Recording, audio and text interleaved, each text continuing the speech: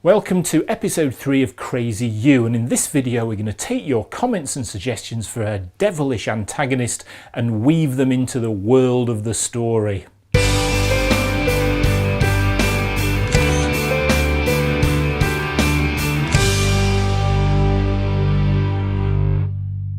Thanks for joining us again, and especially thanks to those who offered their suggestions in the comments of the previous videos. And if you've not seen those episodes, then you can check them out by following the link here. Okay, so where did we get to in the previous episode? Well, we created our antagonist, who was Germany's most celebrated circus director, who plans on going out with a performance that the world will never forget, by publicly assassinating Hitler during the tour's spectacular finale. The tragic loss of his wife has caused him to reevaluate his life, and he no longer shares his colleagues' pride in Germany's utopian vision. With Hitler being so well guarded, however, the antagonist will not only have to sacrifice himself to pull off the murder, but also 1,000 innocent German men, women and children. Okay, so thanks to Susan Frenzel for also making the suggestion in one of the comments on that last video to change from what is really kind of well-trodden ground of Hitler and pulling it back in time to 1799 and make the ultimate victim of the antagonist murder to be Napoleon himself. Now you can read all the details about the discussions in the thread below, but I agree with Susan's comment that I think Hitler has been done to death, no pun intended, and I also think Napoleon is hugely compelling because he's a very divisive character, because in many recent polls he's actually been split 50-50 as to whether or not the public see him as a hero or as a villain. So that's great when following up on Eric Esser's original post in the first video, where he put that the antagonist decides that they are no longer friends with their colleagues and lays a plan to punish them. So as Susan suggests in her post, the idea that the circus director is therefore having an opposing political view with his colleagues, and it's that view that would drive them or drive him to ultimately kill Napoleon in this case, is a really interesting development in the story, I think. I also think that the trigger of his wife's death and then his impending retirement is also perfect for answering the question, why is he doing this now? Okay, so now we have the antagonist. The next step to kind of weave them into this world of the story, to give them some geography and some place in time. This is what we determine as the world of the story. Now, the world of the story is really the rules that exist within the confines of a story that we have created. So I'm just going to run through a few things to think about. The first is research. The world of the story is about dramatising the rules that the cast will live by. This is perhaps sort of no better personified than the Matrix. Now, I don't live in a machine, but I understood through that movie the rules of that machine. In this example, I don't live in a 18th century circus either, and I don't live in Napoleonic times. So we are going to have to do a lot of establishing both of those rules for ourselves, and also how we will be conveying those rules to the ultimately to the audience. So one very simple trick is don't shortcut at all. Just to sort of give you a bit of an example of that. Here's a book I picked up from a library, or when a library was actually flogging off some of the books that nobody else is interested in, and I picked this up. This is Napoleonic Wars. I had this for a long time.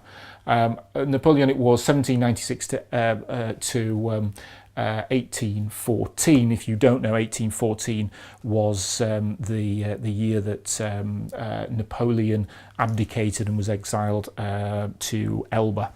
But what you can see from this is it goes through all of the kind of uniforms. So if you're producing what we're producing, even something like this would give you great authenticity to describing perhaps the battle scenes or what marching troops are going to look like. Authenticity, authenticity, authenticity. If you have to kind of take something away in relation to world of the story, it's make it authentic. It doesn't have to be real, it can be fantasy, as the Matrix is fantasy, we hope. However, it is authentic. You believe what you're seeing. So not only is this the case for the likes of military, where it's also about architecture, understanding the currency, understanding the language, etc., to make sure that the world that the characters inhabit is believable. In effect, you can actually see the world of the story as being a character in its own right. It is literally that important. So my first suggestion when it comes to the world of the story is to kind of have it full of weirdness. So I like the sort of freak shows, and I think there's some great mileage in there in relation to the preconceptions and the stereotypes that you might have by these individuals that would inhabit or be almost performers in this circus. The other thing that this gives from a storytelling point of view, which is desperately needed and can't be understated, or no, can't be overstated enough, is that you want your characters to be unique and be memorable. And if you've got something like this, where you've got a cast that's very clearly defined, the tall person, the short person, the, I don't know, bearded lady, whatever. I'm not suggesting that we're going to have that as a character, but you can see where I'm coming from.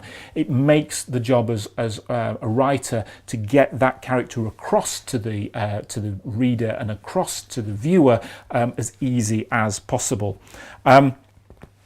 So the next thing is then going to be about, if you've established these rules, how are you going to, or are you going to allow people to break those rules, both for the world itself or for the plot? Now, as an example, what I mean is, it might be that one of the rules for a circus performance is that the high flyers have to operate with a safety net, and it could be something about this story that the climax of the film is about the circus director removing those safety nets. Now, you can immediately see the impact that removal would have on the performers themselves, but you could also see what it would have as an effect on the audience, both in the big top and also the audience watching the film. It's certainly going to help with creating tension. So you need to understand that that rule's there, establish it early on, and then you're going to break it effectively later on. The next suggestion is going to be to have the relocation of every stage of this travelling circus be an individual sequence within the movie's structure. Now, I cover sequences later on in this series, and if you want to find out earlier what sequences are, you can look at the blog on the website www.clickimagination.com, or follow the link in the description below. But basically, a film has 8 sequences: 2 for the first act, 4 for the second act, and 2 for the third act.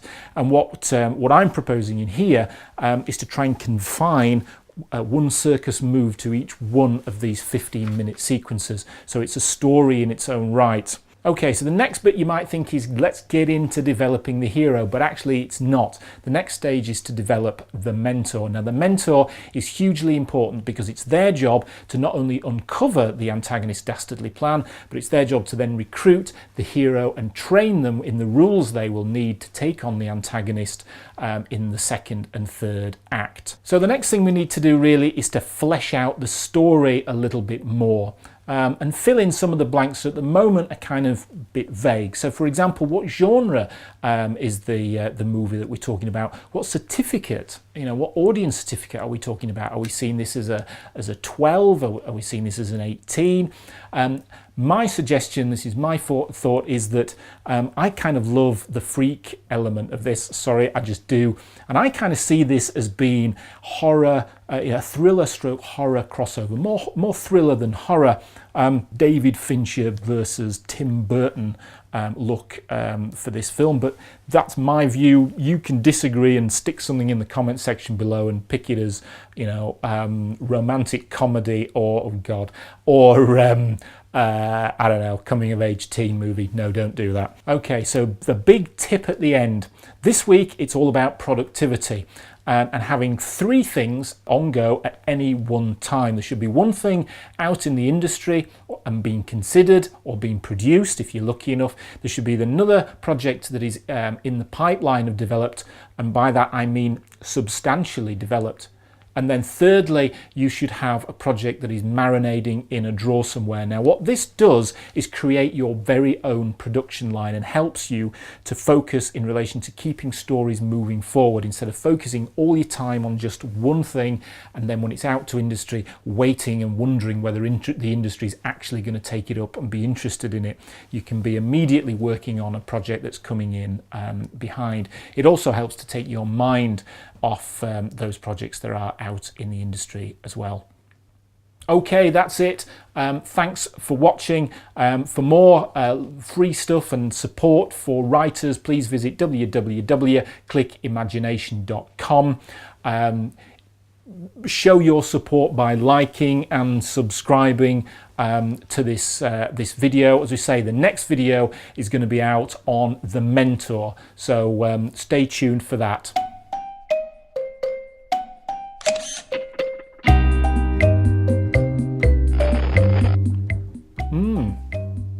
Now this gives me an idea. Brazil. Nice.